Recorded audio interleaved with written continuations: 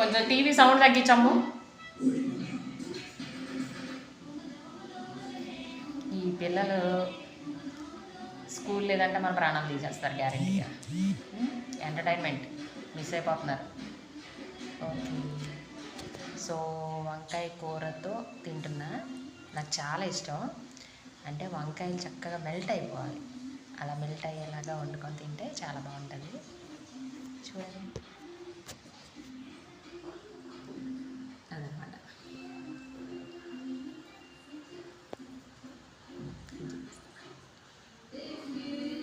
బాగా కలపాలి కదా, యాక్చువల్గా నాకు అలవాట్లేదు.